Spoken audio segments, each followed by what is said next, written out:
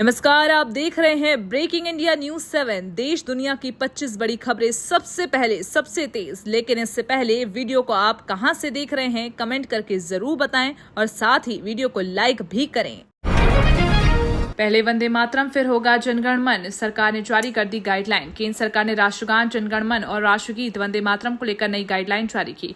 निर्देशों के अनुसार यदि दोनों का एक साथ गायन हो तो पहले वंदे मातरम और उसके बाद जनगण मन गाया जाएगा। गृह मंत्रालय ने उन सभी कार्यक्रमों की सूची जारी की है जहां राष्ट्रगीत और राष्ट्रगान गाना था या बजाना अनिवार्य होगा। इसमें राष्ट्रपति के राजकीय कार्यक्रम, नागरिक सम्मान समारोह और AIR और TV संबोधन शामिल है। अब बिना डॉक्टर की पर्ची नहीं मिलेगी हाई अल्कोहल कफ सिरप। केंद्र सरकार ने 12% से अधिक अल्कोहल वाली कफ सिरप पर नए सख्त नियम लागू कर दिए। अब ऐसे सिरप बनाने के लिए लाइसेंस लेना अनिवार्य होगा और इन्हें केवल डॉक्टर की पर्ची पर ही बेचा जा सकेगा। स्वास्थ्य मंत्रालय ने इन उत्पादों को औषधि नियम की अनुसूची H1 में शामिल किया है। सरकार का कहना है कि इस कदम से कफ सिरप के नशे के लिए हो रहे दुरुपयोग पर रोक लगेगी और दवाओं की बिक्री पर बेहतर निगरानी रखी जा सकेगी। एक से ज्यादा शादी की तो नहीं मिलेगी सरकारी सुविधाएं, नौकरी भी जाएगी। असम सरकार ने बजट में बहुविवाह को लेकर बड़ा फैसला लिया। अब एक से ज्यादा शादी करने वाले पुरुष राज्य सरकार की कल्याणकारी योजनाओं का लाभ नहीं ले सकेंगे। वित्त मंत्री जयंता मल्ला बरुआ ने कहा कि ये कदम महिलाओं के सशक्तिकरण और लैंगिक न्याय को बढ़ावा देने के लिए उठाया गया है। साथ ही यदि कोई सरकारी कर्मचारी बहुविवाह का दोषी पाया जाता है तो असम सेवा नियमों में संशोधन के बाद उसे सरकारी सेवा से बर्खास्त भी किया जा सकेगा। राजस्थान में एनर्जी ड्रिंक्स पर बड़ी कार्रवाई, 5 लाख कैन जब्त। राजस्थान में एनर्जी ड्रिंक्स के खिलाफ बड़ा अभियान चलाया गया है। खास सुरक्षा एवं औषधि नियंत्रक विभाग ने भ्रामक दावों पर उत्पादों पर कार्रवाई करते हुए करीब 5 लाख कैन जब्त की। अब बाजार के साथ ऑनलाइन प्लेटफॉर्म पर भी इनकी बिक्री और भंडारण पर रोक लगा दी गई है। डॉक्टरों ने चेतावनी दी है कि अधिक कैफीन और चीनी वाले इन पेय पदार्थों से हाई ब्लड प्रेशर, अनियमित धड़कन, नींद की समस्या और गंभीर मामलों में हार्ट अटैक का खतरा बढ़ सकता है। मध्य प्रदेश में करोड़ों का राइस घोटाला, एथेनॉल प्लांट नहीं पहुंचा सरकारी चावल। मध्य प्रदेश के बालाघाट से एथेनॉल प्लांट के लिए भेजे गए सरकारी चावल की कथित हेराफेरी का बड़ा मामला सामने आया है। जांच में करीब 16,500 क्विंटल चावल गायब पाए जाने के बाद करोड़ों रुपए के घोटाले की आशंका जताई गई। पुलिस ने एथेनॉल कंपनी से जुड़े 2 प्रतिनिधियों समेत 4 लोगों को गिरफ्तार किया, जबकि 2 आरोपी अभी फरार हैं। SIT की प्रारंभिक जांच में खुलासा हुआ कि एथेनॉल प्लांट के लिए जारी चावल को राइस मिलों में पहुंचाकर दोबारा सरकारी व्यवस्था में खपाया जा रहा था। TMC के 15 बैंक खातों पर रोक, करीब 1000 करोड़ रुपए जांच के दायरे में। पश्चिम बंगाल में तृणमूल कांग्रेस की मुश्किलें बढ़ गई हैं। ED और राज्य पुलिस की कार्रवाई के बाद पार्टी की कुल 15 बैंक खातों पर रोक लग गई है। इन खातों में करीब 1000 करोड़ रुपए जमा बताए जा रहे हैं। पहले 3 खातों को ED ने फ्रीज किया था, जिनमें लगभग 440 करोड़ रुपए थे। अब इस मामलों में कलकत्ता हाईकोर्ट में 13 जुलाई को सुनवाई होगी, जहां राहत मिलने या रोक जारी रहने पर फैसला हो सकता है। JP नड्डा ने तीसरी MSG बैठक की अध्यक्षता की। तकनीक आधारित स्वास्थ्य सेवाओं को मजबूत करने पर जोर। केंद्रीय स्वास्थ्य मंत्री JP नड्डा ने आयुष्मान भारत डिजिटल मिशन की तीसरी मिशन संचालन समूह बैठक की अध्यक्षता की। उन्होंने नागरिक केंद्रित और तकनीक आधारित स्वास्थ्य सेवाओं के अधिकतम उपयोग पर जोर दिया। बैठक में बताया गया कि देश में अब तक 93.95 करोड़ से अधिक ABHA नंबर बनाए जा चुके हैं और 105 करोड़ से ज्यादा स्वास्थ्य रिकॉर्ड डिजिटल रूप से लिंक किए गए हैं। भविष्य में AI इंटरऑपरेबिलिटी और डिजिटल हेल्थ स्टैंडर्ड्स को और मजबूत किया जाएगा। राम मंदिर चढ़ावा मामले में सुरक्षा सख्त, सुप्रीम कोर्ट में अहम सुनवाई। राम मंदिर चढ़ावा चोरी मामले के बाद ट्रस्ट ने सुरक्षा व्यवस्था को और कड़ी कर दिया है। घटना स्थल पर 13 नए CCTV कैमरे लगाए गए हैं और 27 अतिरिक्त सुरक्षाकर्मी तैनात किए गए हैं। इस बीच चढ़ावा गिनने वाले 20 कर्मचारियों ने बड़े कार्यभार और नई व्यवस्था के विरोध में इस्तीफा दे दिया है। अब ट्रस्ट QR कोड, पहचान पत्र, यूनिफॉर्म और डिजिटल एंट्री एग्जिट सिस्टम लागू करने की तैयारी कर रहा है। सोमवार को इस मामले पर सुप्रीम कोर्ट में स्वतंत्र जांच, CBI जांच और फोरेंसिक ऑडिट की मांग वाली याचिकाओं पर सुनवाई होगी। राजस्थान कृषि विभाग ने 32 संगठनों से किया ऐतिहासिक MOU। राजस्थान कृषि विभाग ने विकसित राजस्थान 2047 के लक्ष्य की दिशा में बड़ा कदम उठाते हुए 32 संगठनों के साथ ऐतिहासिक MOU पर हस्ताक्षर किए हैं। इनमें NIAM, 10 एग्रीटेक स्टार्टअप्स और 20 सिविल सोसाइटी संगठन शामिल हैं। इस साझेदारी के तहत प्राकृतिक खेती, जलवायु अनुकूल कृषि, AI आधारित तकनीक, जल संरक्षण, कार्बन क्रेडिट और किसान प्रशिक्षण पर संयुक्त रूप से काम किया जाएगा, जिससे लाखों किसानों को प्रत्यक्ष लाभ मिलने की उम्मीद है। TMC से बगावत का बीजेपी ने दिया इनाम। सुष्मिता, सुखेंदु शेखर समेत 3 नेताओं को राज्यसभा टिकट। पश्चिम बंगाल की राजनीति में बड़ा सियासी बदलाव देखने को मिला। TMC छोड़कर बीजेपी में शामिल हुए सुष्मिता देव, सुखेंदु शेखर राय और प्रकाश बराइच को पार्टी ने राज्यसभा उपचुनाव के लिए उम्मीदवार बना दिया। तीनों नेताओं ने गुरुवार को बीजेपी की सदस्यता ली और कुछ ही घंटों बाद टिकट की घोषणा हो गई। चुनाव आयोग ने इन सीटों पर 24 जुलाई को मतदान कराने का ऐलान किया है। शेख हसीना का बड़ा ऐलान, दिसंबर में बांग्लादेश लौटेंगी। बांग्लादेश की पूर्व प्रधानमंत्री शेख हसीना ने बड़ा बयान देते हुए कहा कि वे दिसंबर में अपने देश लौटेंगी। उन्होंने कहा कि बांग्लादेश पहुंचते ही उन्हें गिरफ्तार किया जा सकता है या उनकी हत्या भी हो सकती है, लेकिन वे लौटने का फैसला नहीं बदलेंगी। रॉयटर्स को दिए इंटरव्यूज में हसीना ने कहा कि वे अदालत में सरेंडर करेंगी। उन्होंने अवामी लीग के नेताओं और कार्यकर्ताओं पर दमन का भी आरोप लगाया। इथेनॉल ब्लेंडिंग पर जल्दबाजी के आरोपों को मंत्रालय ने किया खारिज। E20 इथेनॉल ब्लेंडिंग को लेकर जारी विवाद के बीच पेट्रोलियम मंत्रालय ने कहा कि ये फैसला जल्दबाजी में नहीं लिया गया। मंत्रालय के अनुसार E10 से E20 में बदलाव कई वर्षों की टेस्टिंग, वाहन निर्माताओं से चर्चा और फील्ड अनुभव के आधार पर किया गया।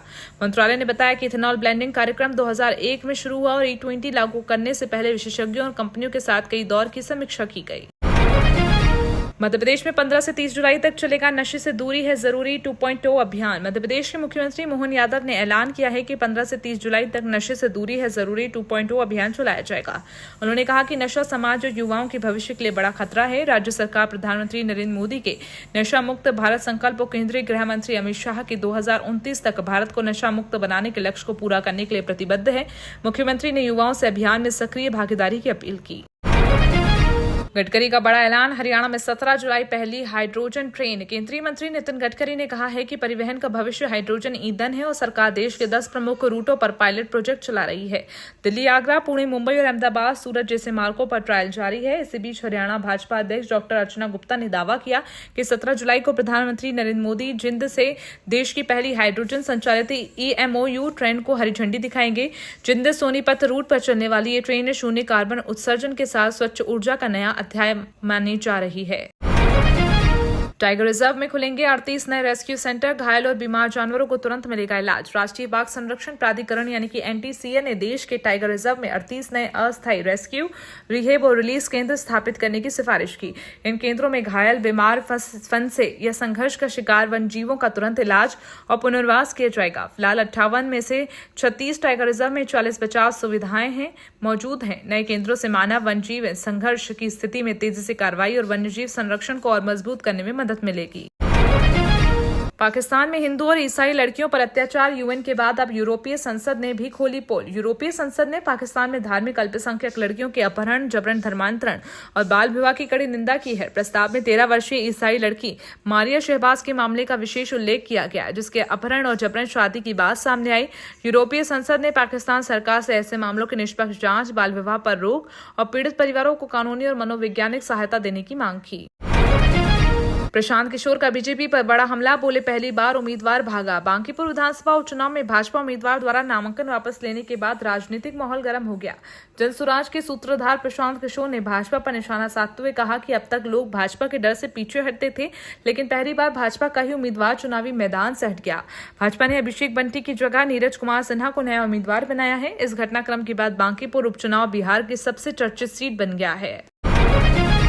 भारतीय मूल के नासा अंतरिक्ष यात्री अनिल मेनन 14 जुलाई को भरेंगे अंतरिक्ष की उड़ान। भारतीय मूल के नासा अंतरिक्ष यात्री अनिल मेनन 14 जुलाई को अंतर्राष्ट्रीय अंतरिक्ष स्टेशन के लिए रवाना होंगे। वे रूस के सोयूज MS-29 यान से कजाकिस्तान के बेकानूर कॉस्मोड्रोम से उड़ान भरेंगे। इस मिशन में रूसी अंतरिक्ष यात्री अन्ना किकेना और प्रियोत द्रुबोव भी उनके साथ होंगे। 8 महीने के प्रवास के दौरान अनिल मेनन अंतरिक्ष में मानव शरीर पर लंबे समय तक रहने के प्रभावों से जुड़े कई महत्वपूर्ण वैज्ञानिक प्रयोग करेंगे। 21 जुलाई की रैली से पहले हाईकोर्ट पहुंची TMC। धर्मतला में अनुमति को लेकर कानूनी विवाद बढ़ा। तृणमूल कांग्रेस ने 21 जुलाई की शहीद दिवस रैली से पहले कोलकाता पुलिस के प्रतिबंधों को चुनौती देते हुए कलकत्ता हाईकोर्ट में जनहित याचिका दायर की। पार्टी का कहना है कि धर्मतला क्षेत्र में 2 जुलाई से 30 अगस्त तक जनसभाओं पर लगाया गया प्रतिबंध मौलिक अधिकारों का उल्लंघन है। TMC ने अदालत से पुलिस की अधिसूचना रद्द करने और पूर्व निर्धारित कार्यक्रम के अनुसार रैली आयोजित करने की अनुमति देने की मांग की है।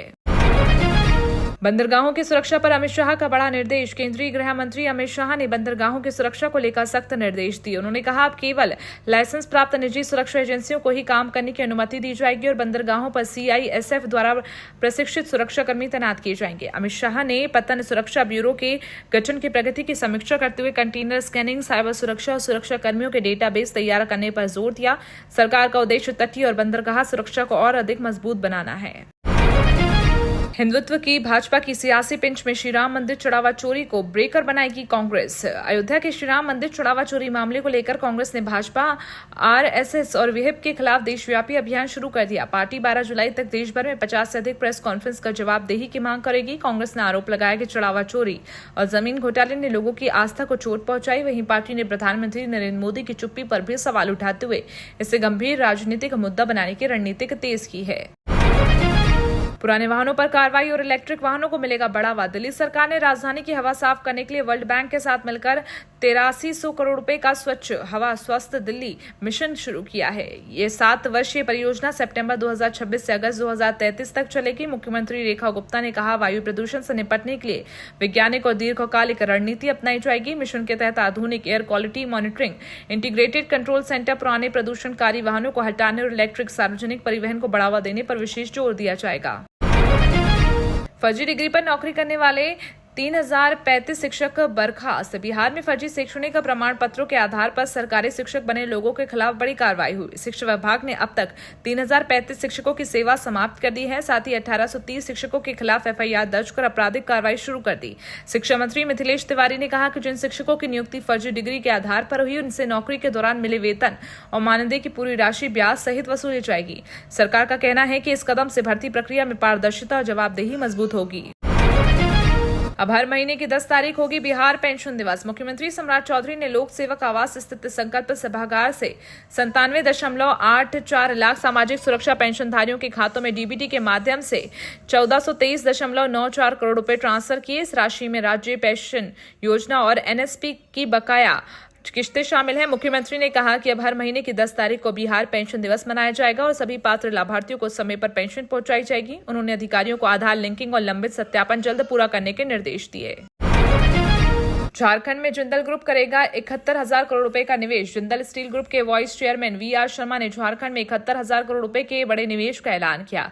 इस निवेश के तहत 60 लाख टन क्षमता वाला स्टील प्लांट, 1400 मेगावाट का परमाणु ऊर्जा प्लांट और 650 मेगावाट का सौर ऊर्जा प्लांट स्थापित किया जाएगा। शर्मा ने कहा कि इन परियोजनाओं से ग्रीन स्टील उत्पादन को बढ़ावा मिलेगा और कार्बन उत्सर्जन में बड़ी कमी आएगी।